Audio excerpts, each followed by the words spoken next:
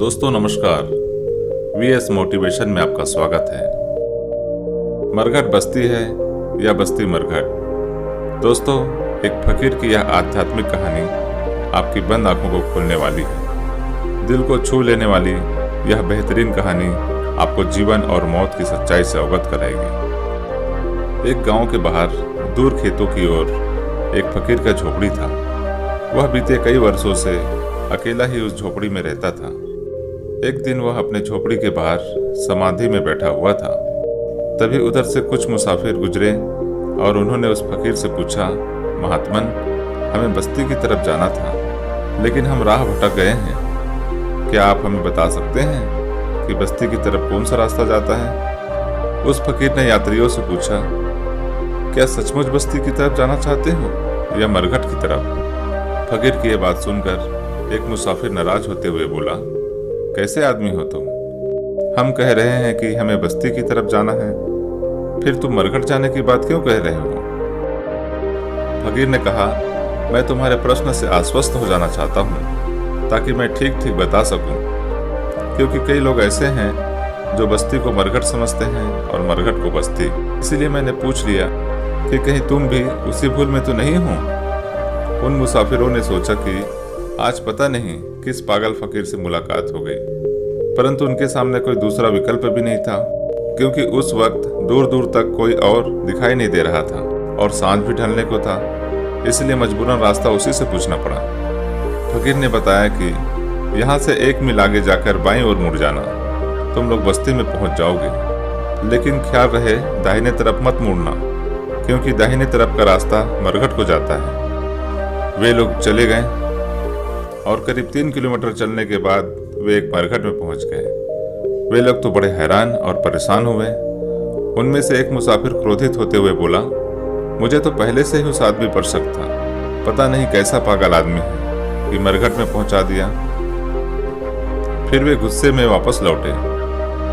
वापस आए तो देखा फकीर आंख बंद किए ध्यान लगाए बैठा था।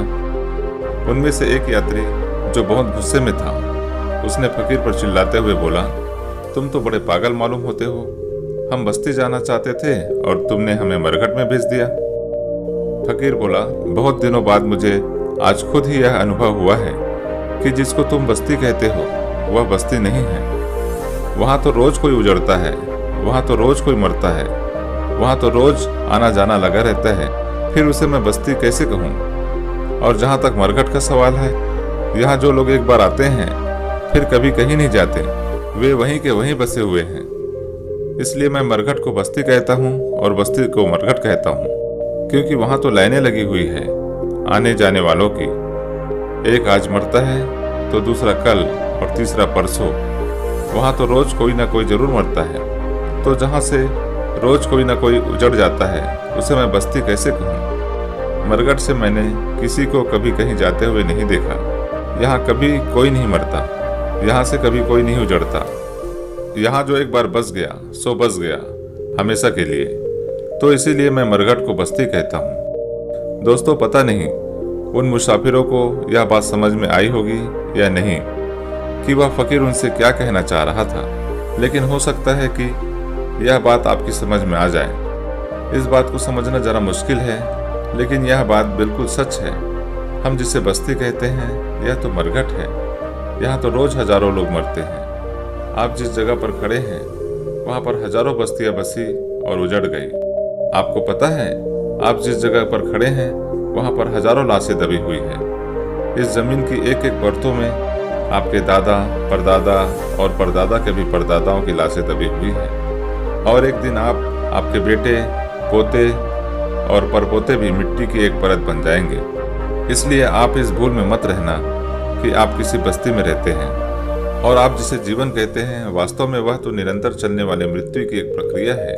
और यह प्रक्रिया मनुष्य के जन्म के साथ ही प्रारंभ हो जाती है और तब से मनुष्य रोज थोड़ा थोड़ा मरता है। मृत्यु के दिन तो केवल उस प्रक्रिया की समाप्ति होती है। शायद आपको इस बात का एहसास भी नहीं होगा कि आपका शरीर सबसे बड़ा मरघट है। आपके शरीर में हर दिन लाखों जीव मरते हैं और लाखों जीव जन्म लेते हैं। विज्ञान के अनुसार हमारा शरीर करोड़ों अरबों जीवित कोशिकाओं से बना हुआ है। अगर आप जरा ध्यान से सोचें तो पाएंगे कि आपके शरीर में कुछ भी स्थायी नहीं है। आपकी सोच, आपके विचार, आपकी आकांक्षाएं सब कुछ निरंतर बदलती रहती है। भगवद गीता में भगवान श्री कृष्ण जी ने भी कहा है, जो आज तुम्हारा है वह कल किसी और का था और परसों किसी और का हो जाएगा, क्योंकि परिवर्तन ही संसार का नियम है। अर्थात यह समस्त ब्रह्मांड एक स्वप्न के समान है। इस अनंत ब्रह्मांड में एक परमात्मा के सिवा और कुछ भी सत्य नहीं है।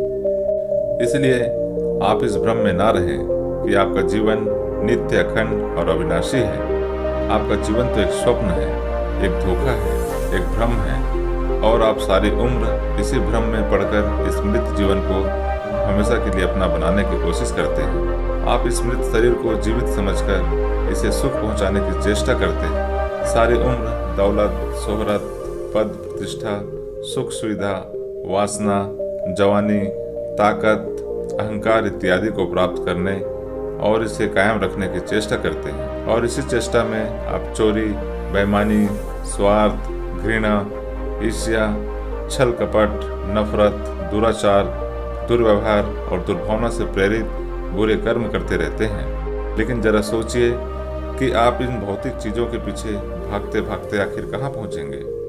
आखिर में तो आपकी मंजिल मरघट ही होती है। आपका यह मृत शरीर आखिर में मरघट में पहुंच ही जाता है और आपकी सारी उम्र की आपाधापी व्यर्थ ही साबित होती है। क्या इस आपाधापी को आप जीवन कहते हैं? दोस्तों, कहते हैं कि सुबह का भूला अगर शाम को घर वापस चला आए तो उसे भूला नहीं कहते। आपके पास अभी भी समय है। इससे पहले कि आपका यह नश्वर शरीर जीर्णावस्था प्राप्त हो जाए, आप निःशक्त और निरुपाय हो जाएं। अभी से आप अपने अंतर्मन में उतरकर आत्म साक्षात करें और जीवन की सच्चाई को खोजें। अपने भीतर मौजूद परमात्मा तत्व को जानें, खुद को पहचानें और अपने अस्तित्व की उत्पत्ति को सार्थक बनाने का प्रयास करें। अन्यथा जिस दिन बुलावा आ गया उस दिन सिवाय पछतावे का कुछ हाथ नहीं आएगा।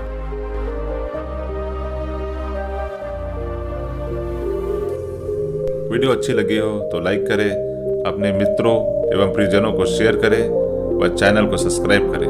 बेल आइकन को प्रेस करना ना भूलें ताकि हमारी अगली वीडियो की नोटिफिकेशन आपको जल्द मिल सके। वीडियो को अंत तक देखने के लिए धन्यवाद।